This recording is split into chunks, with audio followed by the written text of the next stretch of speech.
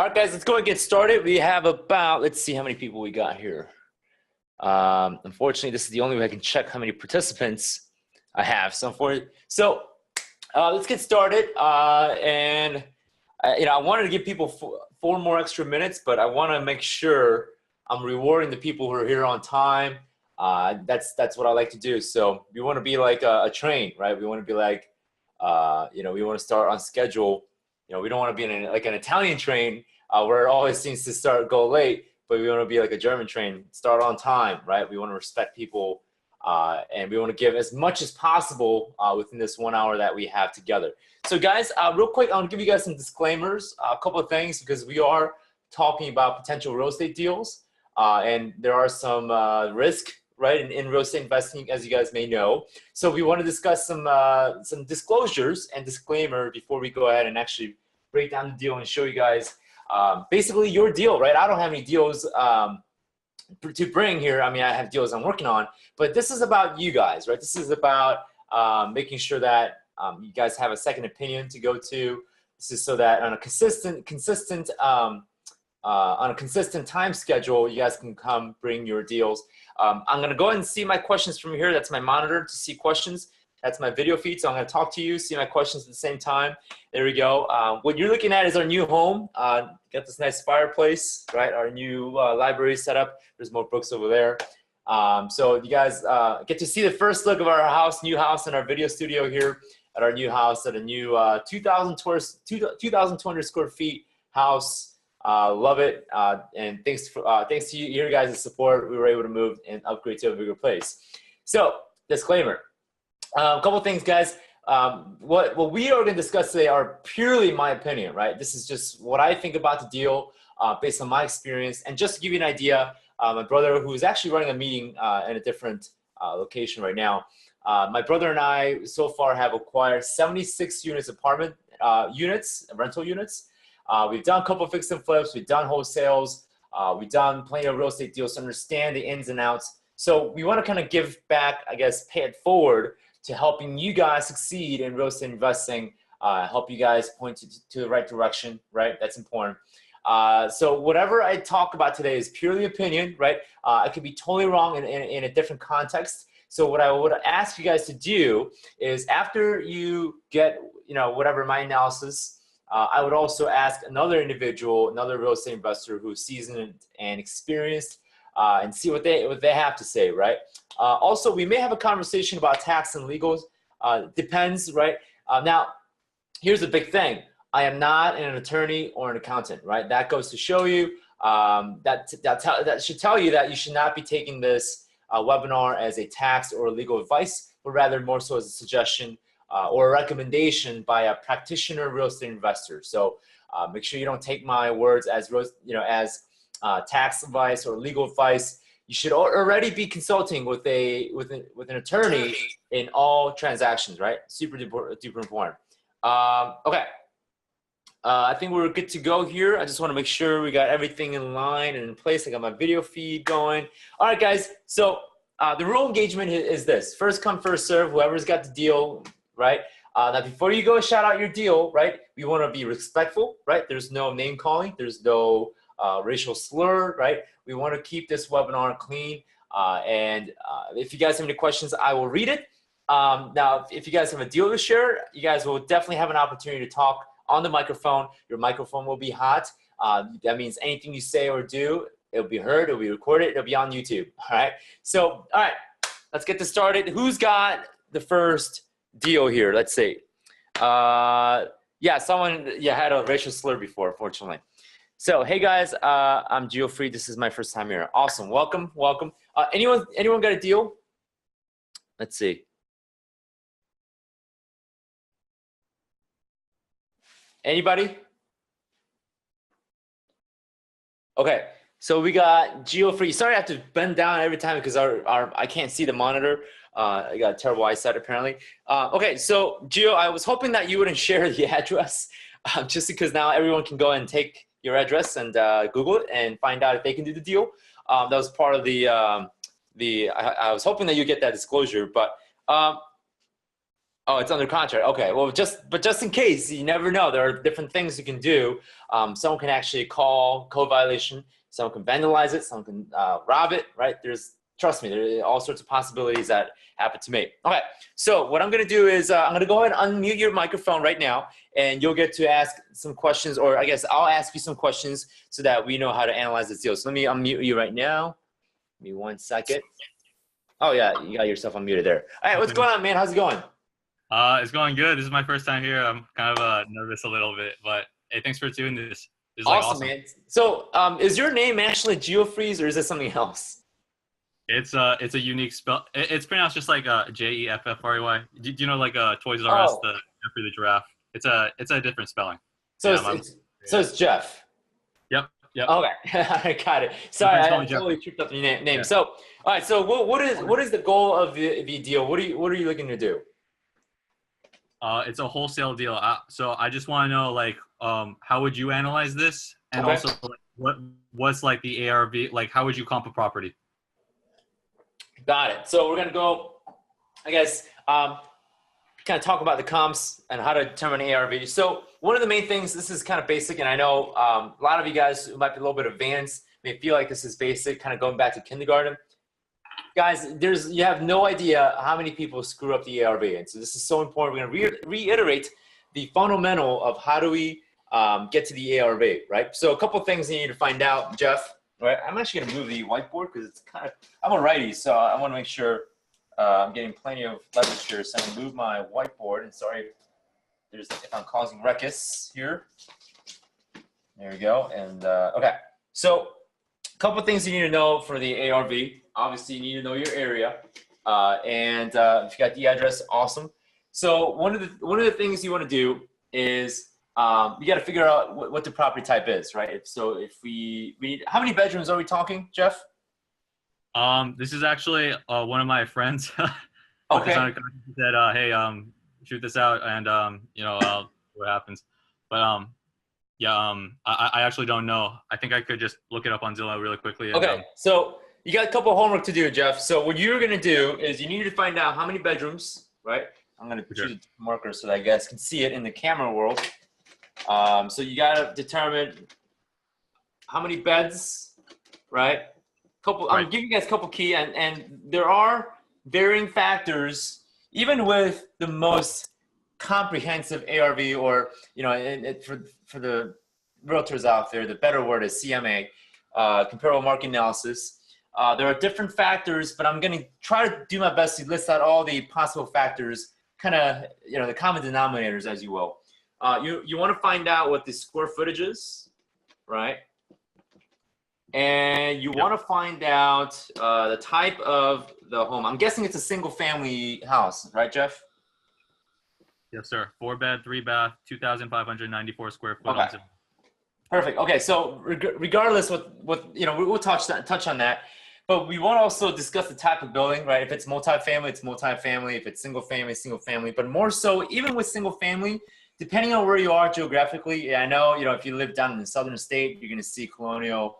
You're going to see. I'm in the Midwest, so it's a little difficult to name some of the architectural type.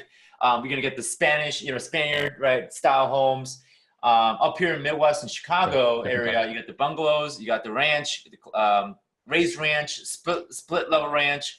So there's gonna be even in the single family category, there's gonna be subcategories. So that will certainly matter, right? You're also gonna look at amenities, right? If your given property has a swimming pool in the background, that's gonna change the factor. If we're also going to talk about, the garage size, 2-car garage, 1-car garage, 3-car garage, that could vary. Let's see, I'm trying to think of what else. Guys, I've been up since 4 a.m., so bear with me here. So we have the beds, bath, the square footage, type of building, amenities, garage, of course, the neighborhood. This is key. For example, where I live right now, is a golf course community, so we have an HOA fee too, so that's going to matter. Now if you live in a super urban area, I don't know if this property is in a super urban area, But this is key here, guys. I'm going to change the color because this is important for me to lay this out for you. If you live in an urban area like Chicago or a heavily populated metropolitan area like LA, this is super important to hear when determining an ARV, right? So let's say you have your streets, right? And usually major metropolitan streets, it looks like a chessboard, right? So if your property sits in one street like this, and let's say there's a major road right here, right? And let's say this is a highway, right? So this is common sense to a lot of you guys, but there seems to be a lot of quote unquote, uneducated real estate investors. But when you're doing comps in a highly dense, highly popularized or big population, right? You want to consider the ramification of doing comps across highways or major roads, right? Because if you're doing comps, let's say you found another property here, that's your first property, the number one property, and you found another property just a block down. But if your property number 3 crosses this highway, right? Obviously your comps, your ARV is going to be inaccurate because you could be looking at a whole different neighborhood. Now this could be also set for railroad tracks, right? In Chicago particularly, I don't know why, but railroad tracks seems to split all sorts of neighborhoods. Of course, highway, major roads, state roads, county roads. You want to look at those, and you can kind of notice the difference of the neighborhood just by not only the demographics, but the age of the house, right? Because if this subdivision was built in, let's say, 1980s, and this part of the town was built in the 2000, obviously your price is going to change. So I guess another factor that I didn't include in the original list is also age.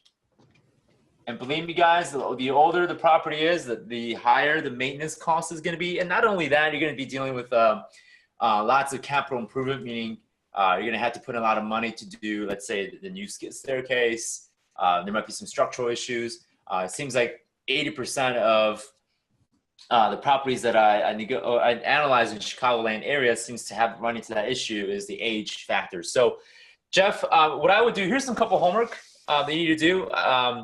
There's not the right way to do this. Of course, working with a licensed real estate agent in your area is going to definitely help you with this.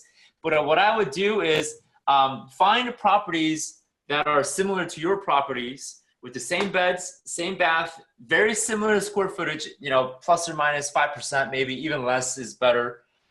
Of course, amenities, garage size, the age of the property, neighborhood. And you're going to find at minimum 3 properties, right, that are just like the property that you're analyzing. And what you're going to do is you're going to find the average price of the solds, right? This is important. The property has to be sold already, not on the market, not pending, not listed. It has to be sold. So Jeff, and for those who are kind of confused on how to do the ARV and how to determine the comps, is find 3 properties that were sold in the last, let's say, 6 to 12 months. The more recent, the better.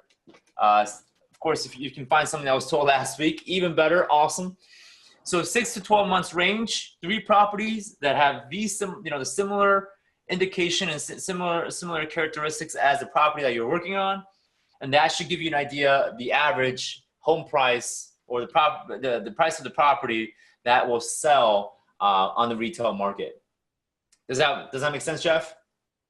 Yep. There was also someone told me that you should take the price divided by the square footage, and you average the square footage, and then you multiply that by the house the subject house. Yeah. So that's another approach. That's another approach that you can take is doing comparables or doing ARV by price per square footage. That is a method that you can do. So there's different ways to skin a cat. I would do different approaches. I mean, there's like what you said, price per square footage. You can also do price per bed. You can do price per the lot size, and that's very rare. That happens to be frequent in the farming community. There's different ways to skin a cat, right? So far the best way just to determine is what is the general sold price has been. That seems to be the more frequent way to determine what the comparable is. Now, if you're wandering into the multifamily world, comps will not work. You're gonna have to start working with cap rates or capitalization rates.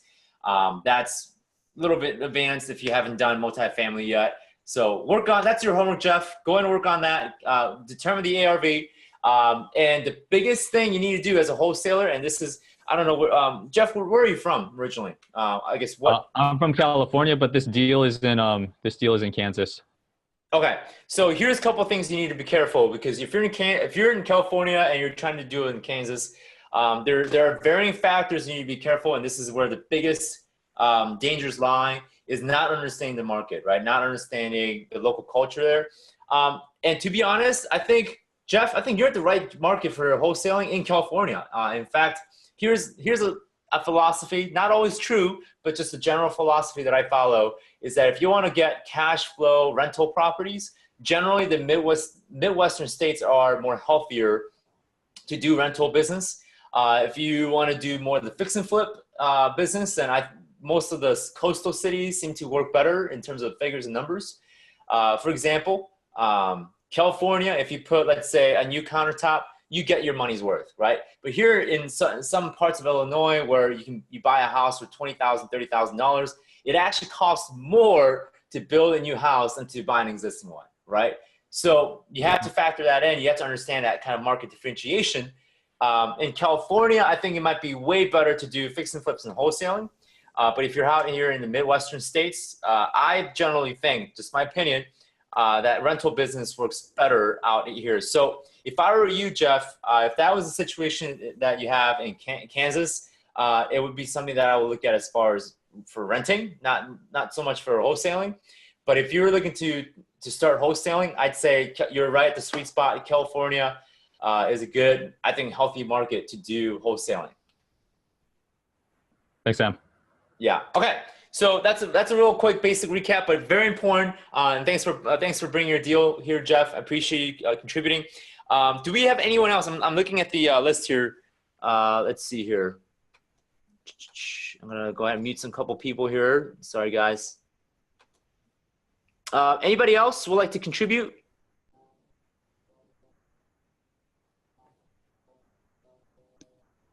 Okay, looks like Quentin has got one. Hold on, I'm gonna go by the order of people who's bringing stuff in. Let's see here. Okay, I got Dwayne here. I have a seller with a portfolio of 15 properties that I'd like to discuss. Please and thank you. Okay, so Dwayne, I'm gonna go ahead and unmute yourself if you can, Dwayne. I believe you have that ability. Okay, Dwayne, it looks like your microphone is hot. What's going on, Dwayne? All right, so basically, I have a motivated seller that I've been communicating with over the last year. And basically the way it breaks down is that it's 15 properties that are fully rented out. Okay. And let's see, like really, I guess I want to figure out how to go ahead and understand a cap rate or whatever a buy and hold investor would want to know about this property, and I can make this seem like it's the filet mignon of buy and hold in my area. Okay, so what area is this? Virginia Beach. Okay, got it. And so have you done buy and holds yet, or is this going to be your first deal? I have not. I've done wholesaling, and I'm a licensed agent as well. Okay. So I have many avenues that I can approach this. I wouldn't be interested in breaking up the 15 properties just because it could end up getting sloppy. Mm-hmm. So I guess I wanted to understand, whether it's the cash on cash or the cap rate that investors want to know about these properties. Okay, got it. All right, so you're coming from the standpoint. So here's a couple of things before I set this up for you and get a better understanding and ask some questions here. If you have a real estate license, it's almost like there's no point of wholesaling it. You just put it under contract, act as broker, get your 6% and go, right? The cleanest way to do it, in my opinion. Wholesaling, in another sense, does something that in my definition, in my world, I think wholesaling and wholesalers have to create their own niche away from what brokers are doing. If you're acting as a broker, you're just not creating the value there, right? So if you're wholesaling right now, and if you're a wholesaler, you have to differentiate yourself from what the brokers are doing, right? So that's what I would say. That's my little nugget there. Just because, personally, I'm getting a little tired of wholesaling, trying to act like brokers, and not in the sense of the legal side, but just saying, oh, I got properties for you. But here's a big thing, right? Wholesalers should be able to analyze the deal as if they are the investor, and they should be able to fully understand where the value is going to be in that deal.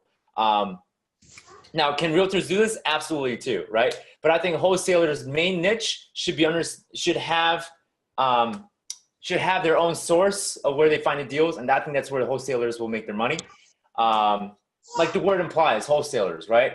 If you're wholesaling for, let's say, Walmart, right? If you are providing merchandise for Walmart, that implies that you have some sort of source of this certain merchandise that Walmart can't get themselves. So that goes to tell you, same thing applies to real estate. If somebody can else replicate your system in a way that they can find deals, then, right? I mean, what's to stop me from going to talk to a realtor and doing the same thing that you are doing?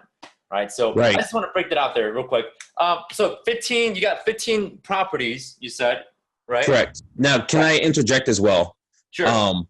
So with this, I have, and basically being able to approach him as a realtor or as a real estate agent or as a wholesaler, my question to him was, if I can get this sold for you at this dollar amount, okay, would you be interested in having it sold? So he was like, yeah, absolutely.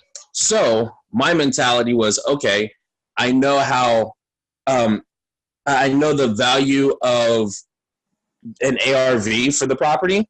Okay. And I know what he's asking for. So if I did put it on the market myself, then I could have easily, taken the 6% and then be done with it, have it as clean as a whistle. However, he didn't want to go that route. He already had an agent. He's like, I don't want to go with an agent. Right. I just want to be able to go 80,000 straight up per property. And he's like, if you don't want all 15, then buy one at a time. But, so I guess that's how I'm trying to approach it, is try to figure out finding buy and hold investors who would be interested in then everything that you're telling me now. So. Got it. All right, that makes sense. All right, so a couple of things I need to know. Do you want to buy this, yes or no? Say that again? Do you want to buy this, yes or no? Yes, I do. Okay, I'm glad you said yes, because if you said no, I would have said, why would anyone else want to buy it, right? If you don't want to buy it, right? So that's the biggest thing. And listen, this is not for me to rant or anything, but sometimes it irks me when I ask this question to a realtor or an investor or a wholesaler. I would say, hey, Mr. or Mrs. Wholesaler, would you buy this if you were the investor? And they say, oh, no, I don't want to buy this. And why are you trying to sell it to me? Right? It's just, right. It doesn't make sense. So, but that's good. I'm glad you answered yes, because this conversation would have turned very ugly. Well, yeah, you get it. So, okay, a couple things. This is some of the information as an investor I would like to know when I'm doing my due diligence. Number one, I need to see where the moolah is coming from. So I need to see rent roll, right? Yep. I need to see rent rolls, the whole shebang, the whole 15. Is it single family or multi-family? So they are 14 townhouses and then one single family dwelling. Okay. Does the townhouse have an HOA? No. Okay. Okay, got it. All right, that's good. Because HOAs, for those who don't know, homeowner association can sometimes be a pain in the butt, especially if they act as a quasi-government. They can actually impose a law where you cannot rent a property out anymore, right? Which means there goes your rental business.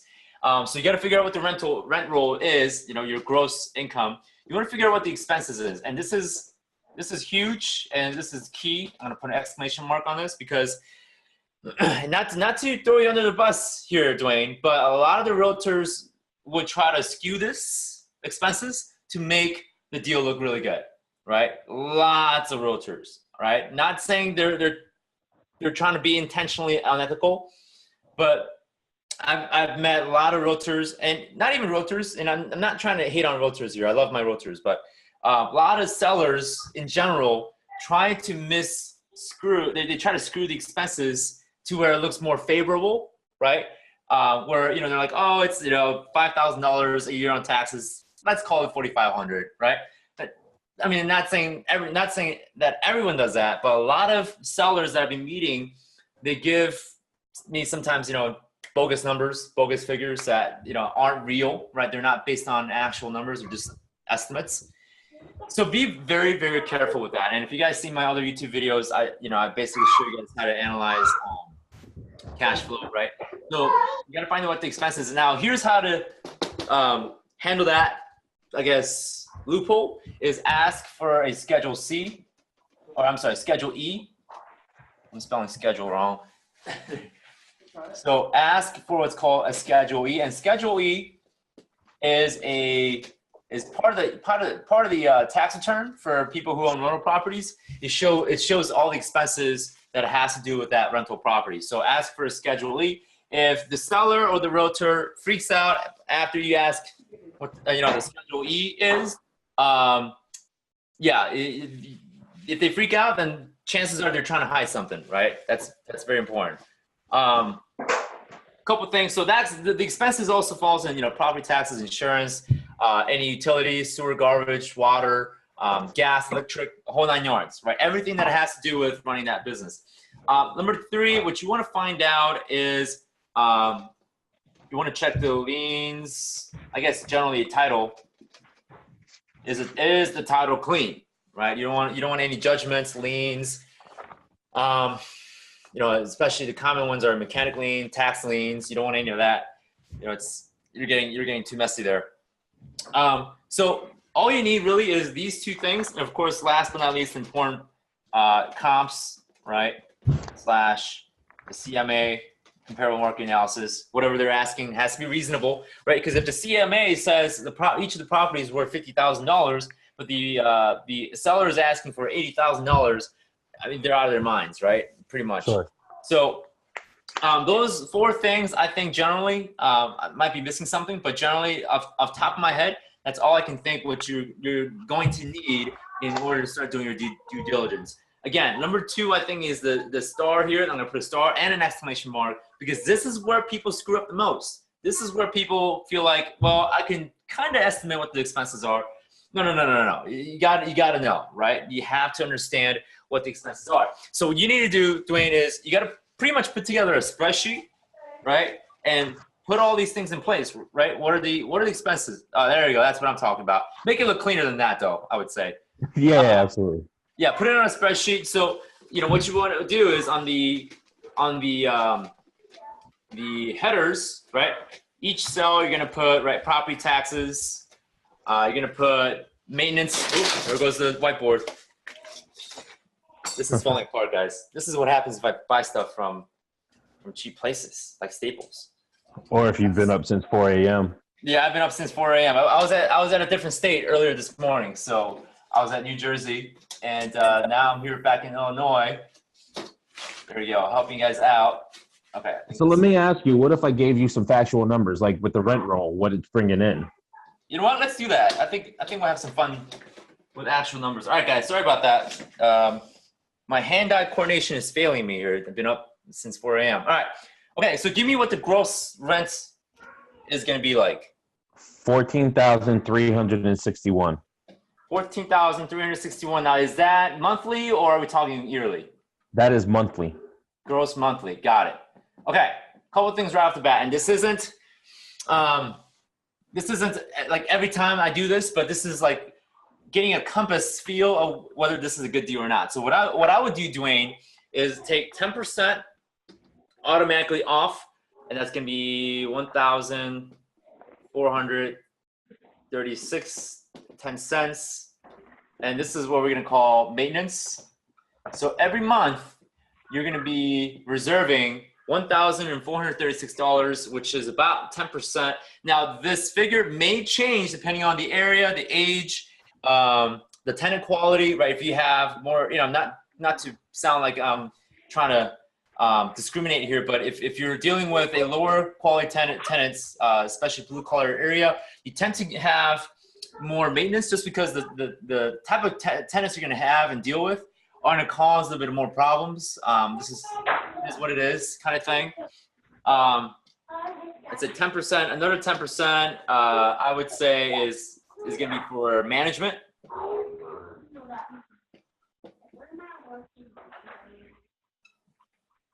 Right now, this is where I get the most amount of argument happen between me and other real estate investors. And they tell me, Sam, I'm going to manage it. Don't worry, that's not going to be part of the cost. Now, here's the fallacy in that argument is that even if you are managing it yourself, right, you still have the fact that it's going to cost you time, right? Now, if you're working a day job or if you have another business or your income comes from other sources, then you're having to spend 4 or 5 hours, right, a week having to manage your properties. So 4 or 5 hours may translate to $20 an hour, $30 an hour, or however much you're getting paid from your job or other income source. That's the cost of your time involved in managing your properties. So whatever you're doing, whether you're managing yourself or hiring a property management company, always put 10% as management costs, because no matter what you do, it's still going to cost something to manage those properties, right? Now, I would also factor in 8% for vacancies. So that's going to be, I'm going to do the quick math here. So 8% of the 14,000. What's that now? You said 18% of the 14, or 8% of the 14,000. Yeah. Okay, and that is I'm going to build in like a calculator on the way. 1148. 1148. Yep. Okay, 1148. This is going to be vacancy cost. Now, vacancy is basically if we have 1 month out of the year for 30 days, if we have no tenants, we still need to pay for the bills, right? We still need to pay for the taxes. We still need to pay the mortgage expense, whatever, right? It's going to happen as far as turnover. You're going to have to eventually, when a tenant moves out, you may have to repaint the place. You may have to do some capital improvement down the road. Okay, let's look at the taxes. What are the property taxes like monthly? Monthly, they are $1,273.25. Okay, $1,273. I'm sorry, $1,273. Yes, $1,273. $1,270. Now that's for all 15 properties. That is correct. Okay, got it. All right, give me insurance figures. And that's monthly insurance figures?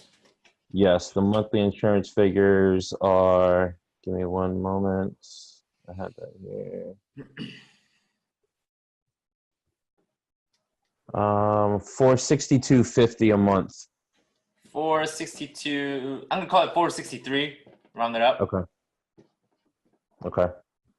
Now, so what we're gonna do is we're gonna start at $14,361 and subtract all these figures.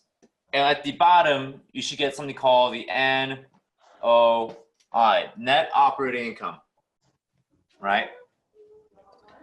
So go ahead and subtract these down. If you guys are at home, you can participate.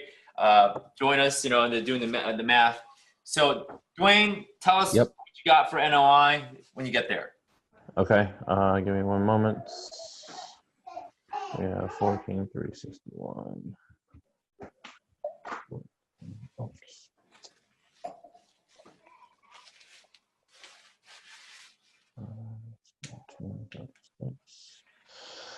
Minus 1140.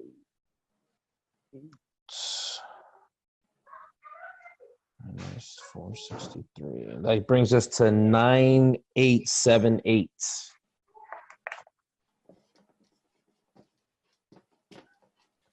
Okay.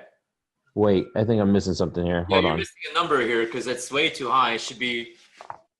Yeah, hold on one second. We got 10% for maintenance, 10% for management, 8% for vacancy, $1,273 for property taxes, and $463 for insurance. Okay, minus the 12. What was the 12 number? The taxes? I'm sorry again. Taxes are $1,273. 1273. All right, so that's 8605. 8605. Okay, that sounds a lot like what it should be, which is roughly. Now, what we're gonna do is divide that 8605 divided by 14,000. Give me what that number is. 8605 divided by 14,361.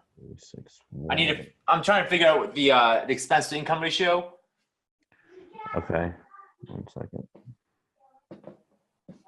E2I. 8605.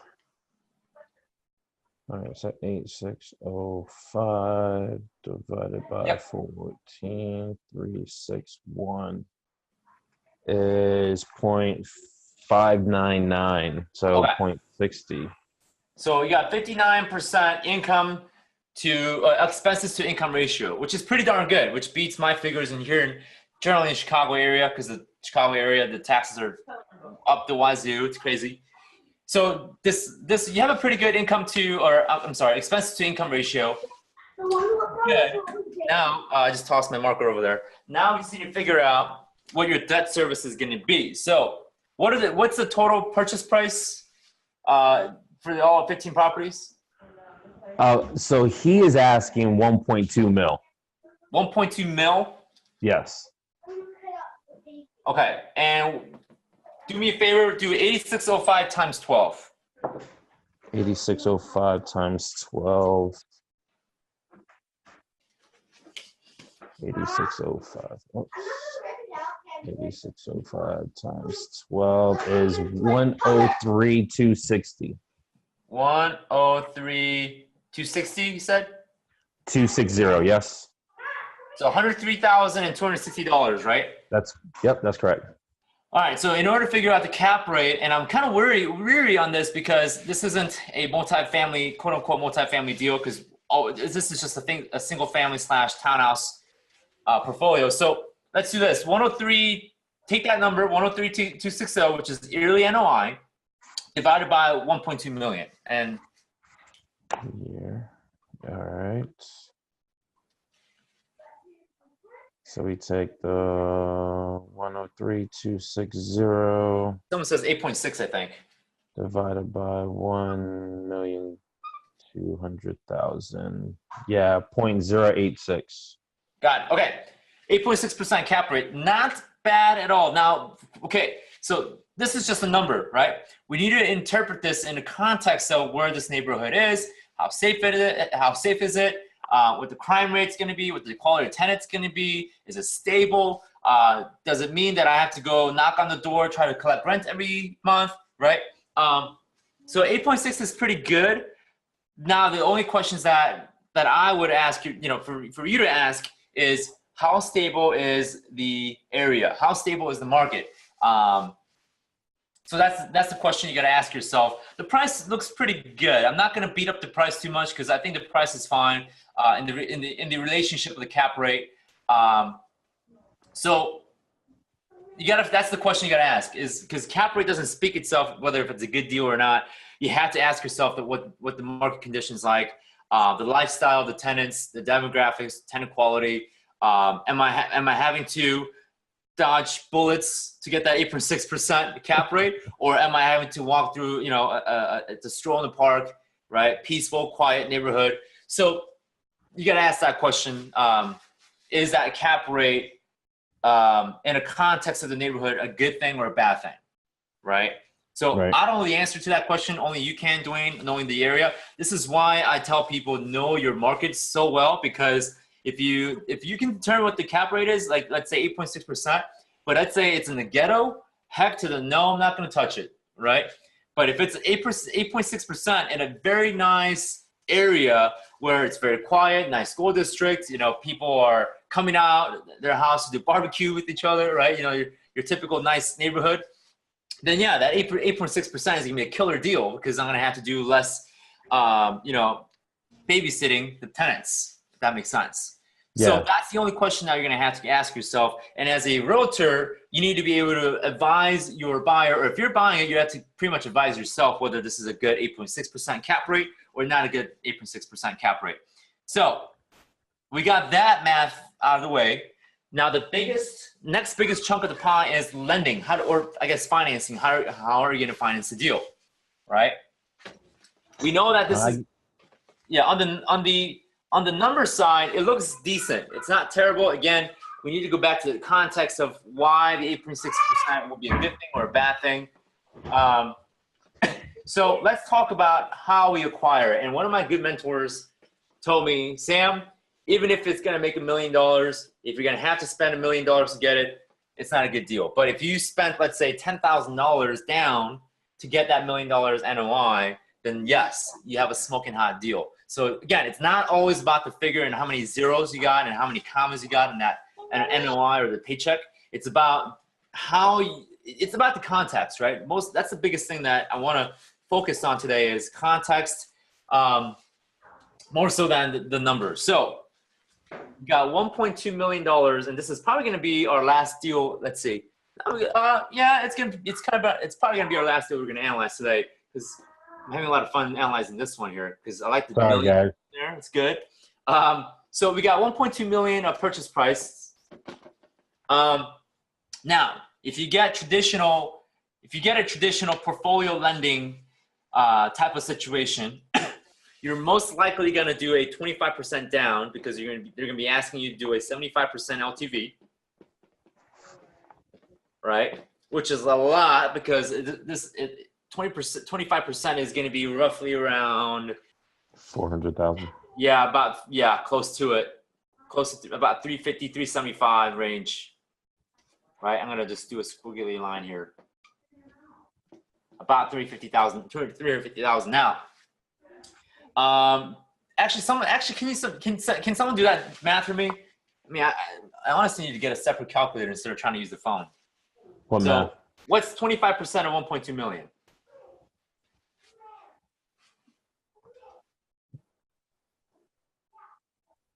Do we have it? Anybody? 300,000. 300,000. Okay. Sorry, the texts are super small. I can't see from the board here. So $300,000 down, and that's a cash you got to come up with. And this marker is getting kind of fuzzy here, so I'm gonna use a green one. So come up with $300,000 cash. It's a bit of a money if you don't have a whole lot of backers helping you out. Now here's where the cash on cash play comes along.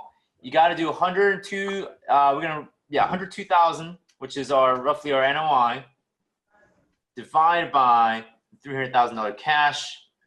You're looking at close to about 32% cash on cash return, C2C return, which is not bad at all, right? Not bad at all. Actually, I'm sorry. I gotta apologize for everyone. I'm totally wrong here. You have to factor in debt service.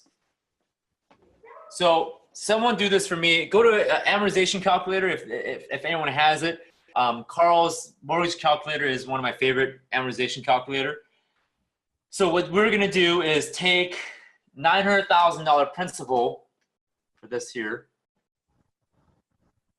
And someone go ahead and run this math for me.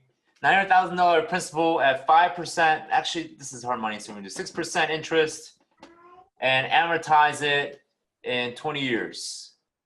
So someone give me what the P&I payment will be for the financing, the debt service. I'm looking at the chat box here, guys. So principal balance, $900,000, 6% interest, amortize it in 20 years. Do we calculate the taxes and insurance or no? No. So we already got the insurance in there as part of the operating expense. So I just need to know what the P&I is going to be, principal and interest payment. I don't know if this is right, but I have. What's that? $77,000 a year. So yeah, $77,376. So that would be $27,000. I'll call it about $27,000 cash flow.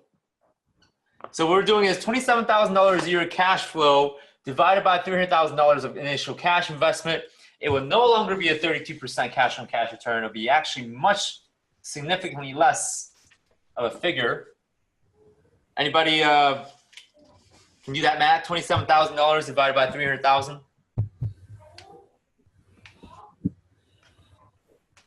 27,000 divided by 300,000. 0.09. I'm sorry? 0.09. So basically, you're getting a 9% cash on cash return if you choose to go with portfolio lending, right?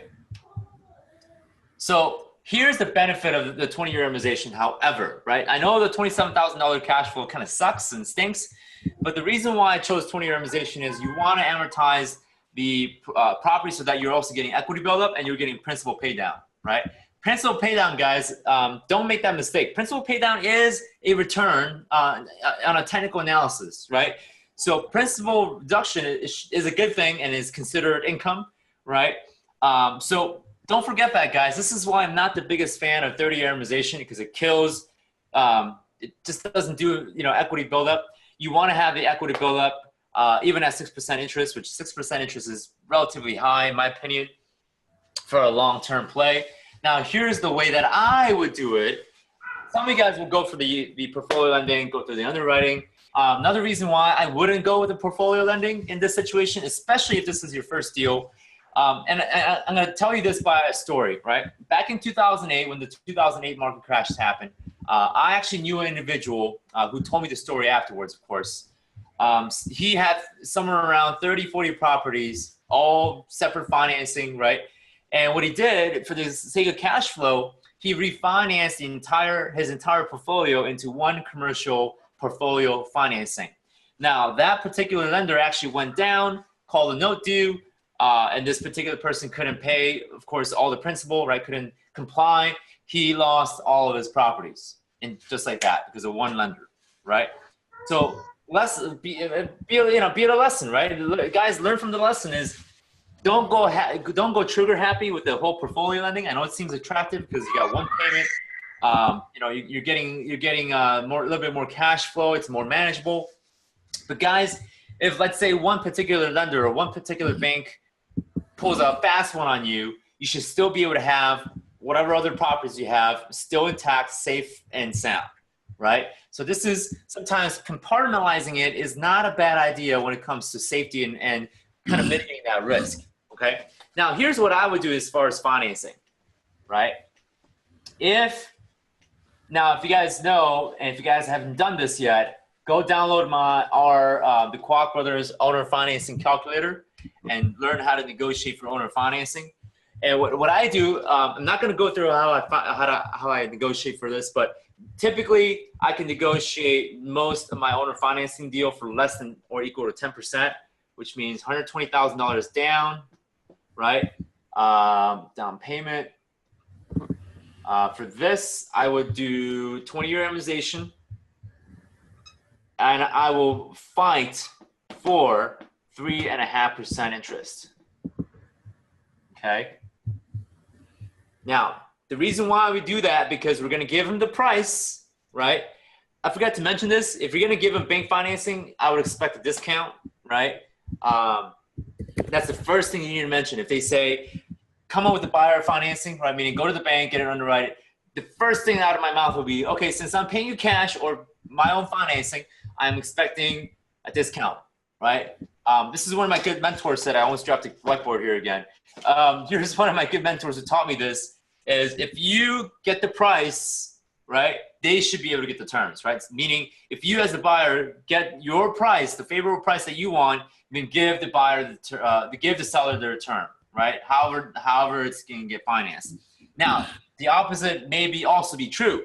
If the seller gets their price, then I want my terms, meaning I want owner financing, right? So 20-year amortization, 3.5% interest. My principal payment is going to be $1.8 million. Right? No, I'm sorry. 1.080, right? Because I'm taking 120,000 out. So $1,080,000 will be my principal balance. Someone do the amortization for me. So 20-year amortization, 3.5% interest, $1,080,000 of principal. It could be structured in an early format if you guys like. I'm totally cool with that. And you said that this is through owner financing? This is owner's financing, right? Okay. All right. I'm not going to go too much into detail because I do have other webinars about it. Sure. We got like what, 9 minutes, so I'm going to try to wrap it up as much as I could. Someone go ahead and give me an amortization payment, principal and interest payment on $1,080,000 on a 3.5% interest, 20-year amortization. Come on, guys. You guys, to be a little faster than that. You guys should all be math whizzes by now. Okay. That's monthly, right? 6.2. So, Will, can you convert that to yearly for me? Okay, 75.16. 75. Now, this is a cool part, guys.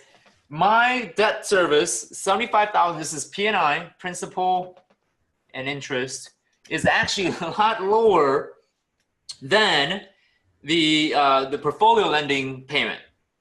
Isn't that pretty cool? So I know the portfolio lending, if we went portfolio lending, we would have paid 77,000 versus, so you're getting $2,000 of cash flow increase there. So if you're looking at $102,000 minus 75, right? You're getting 27,000 divided by $120,000. Now do that math for me, guys. 27 divided by 120. It should be a significantly higher number. 27 divided by 120. Real quick, guys. 22. So Will says 22.5, right? Yeah. So guys, by successfully negotiating, I'm sorry, this marker's crap. I'm gonna go get the other marker. Hold on. Okay. By successfully negotiating and understanding how to negotiate for owner financing, I get a 22.5% cash on cash return versus the 9% cash on cash return that I was getting with the portfolio lending financing. This is why I fight for owner financing all the time. And I know there's a question here. It says, how do you get him to agree for owner financing? Now that's a whole different webinar, buddy. All right. I wish I can get to it, but my bubble bath upstairs is waiting for me. Just kidding, which I probably will do anyways. But guys, this is where education comes into play. This is where training comes into play. I'm not going to break down everything on how I negotiate for owner financing because that could take another hour or two, even more. And to be honest, guys, I actually took close to 100 hours of training on just how to do the owner financing, creative financing, how to implement that in this structure here, how to fight for the owner financing, different ways to negotiate and the tactics that involve with it. So I've gotten the training from my mentors and trainers and instructors that are making millions of dollars every year. So here's an opportunity that I want to close with. I'm actually going to erase all that. So we got like 6 minutes left on the clock. So here's an opportunity where I'm going to show you. I know I left it in a cliffhanger, guys, and I do apologize. So if you guys are interested in more on how to negotiate for owner financing, and that's usually typical for me, is owner financing seems to be what we're really good at. So if you guys are interested in working with me and my nationwide team, we're always expanding. I just got back from New Jersey because we had an individual that got started in the team, and we're looking to expand that team in New Jersey. Met some really incredible individuals there, by the way. But if you guys are interested in working with me and my brother and my nationwide real estate investment team, along with the instructors that I talked about, our mentors, the people that really have been taking care of us. I'm only 25, and my brother and I have 76 units of rentals. I should tell you that whatever this system that we're part of works. So if you guys are interested in working with me and my brother and with our mentors and our nationwide team, I mean, we have teams out in California, we have teams out in DC, we have teams out down in South Florida, Atlanta, you name it, right? So if you guys are interested, I'm going to give you my email address, and this email address is also open to those who are watching the recording. I'm going to give you a different one, actually.